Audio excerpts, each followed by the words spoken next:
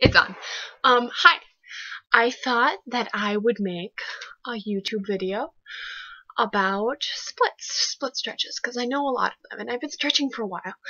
I'm not very naturally flexible, but I thought I would serve the public, so to speak. There are a lot of stretches out there. I will turn this up. There are a lot of stretches out there that are actually just fads or can cause you harm if you don't do them right. So I had a physical therapist for a while, actually, because I wasn't stretching right.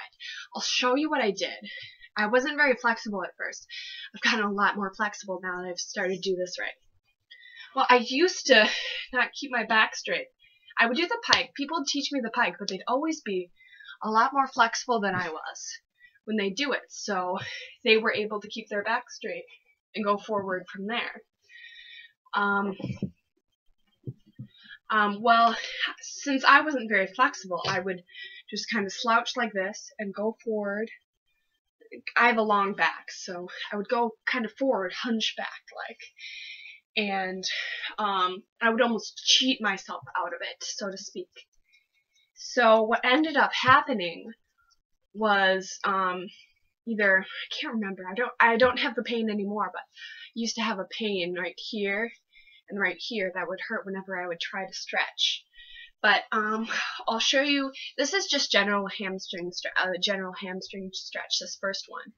So I'll show you kind of what they taught me that helped it a lot. This is a good substitute until you are at what's called 0 degrees, which is we can bring your leg straight up, hold your back in neutral. So you can use a stair, or you can simply bend your knees for this. And I could use my saxophone case. Otherwise, I could also just bend my knee, which I think I'm going to do. So you stand up, and you can't see my head right now, but if you were to have your leg up on something, it'd just be up like this. And I'm just going to bend my knee. So you're in this kind of position, and you keep your back straight as possible, and almost pull with your hips back as you bend forward. So this will stretch your hamstring from here up. So you might feel it here, or you might feel it down here. Anywhere from that is your hamstring, and it also stretches a bit of your thigh. So this is best held as static stretch. So you can bend your knee, go into it. Remember to pull back on your hips and kind of lean forward. Cat, Tunya, get out of the camera. She's a sweetie. And I gotta remember. So once you're at 90 degrees, which you can measure that. Oh, and then I advise you also to keep doing it on both so that you can, so that your flexibility isn't too unequal. So once you've got that, you can kind of measure it as the physical therapist did. You can kind of measure it keeping your back in neutral, which means straight, and lifting a leg up or pulling a leg up and seeing how far it can go.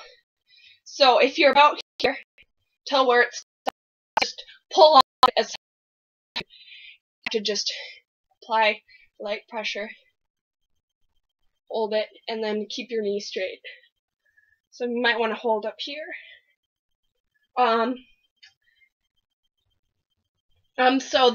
So 90 degrees is neutral, and so if I were, say, at 45 degrees up, that would be called 45 degrees because I have 45 degrees left to get to 90 degrees.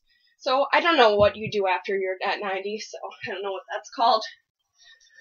But once you're at 90, you can start stretching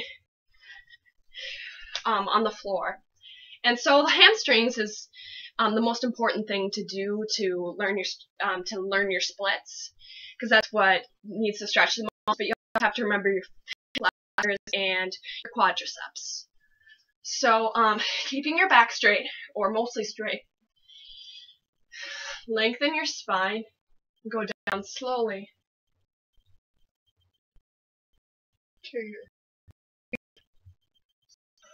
Take deep breaths. Breathing is a very important part. This is why some people doing yoga get a lot more flexible. And then you gotta remember to do on both legs because you don't want to be too unequal. Because I figure skate, and for cheerleading or you're dancing, you don't want to just have one split and the other just be here or something like that. So, it'll be about it. Depending on and your so hip flexors next. So, this is what your hip flexors allow you to bring your leg up so that they allow this to be straight. So you can do lunges like this, maybe go to 90, but you can't have it too close because then you're not even doing a lunge. So farther away is better. And then you go forward and kind of lean back on it, and you'll feel it here and you'll feel it here. What are you doing, Jake? Okay. And you'll do it both sides. And so I have a big bruise on this knee, so it hurts. So you want to have it straight or more than straight. Okay? So you can do stretches like those, and you can do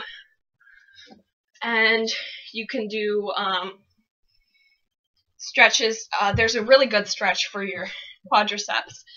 So have either one knee flat like this or two, and this also stretches the flexor a little bit, and lay back. It stretches it a lot. Okay? Or you can stand up and do that. So some people also do this with stretches both, and that's really good. So then, finally, if you've been doing this for, I don't know,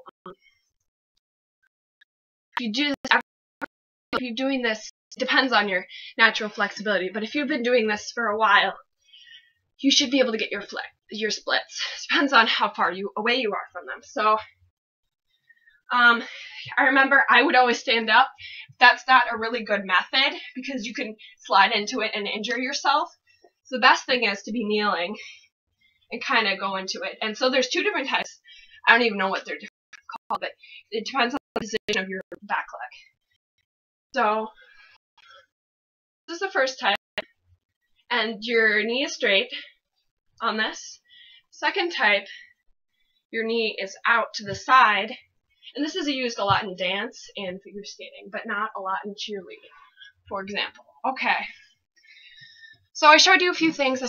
I showed you how to stretch correctly, and good luck. If you have any questions, just ask me.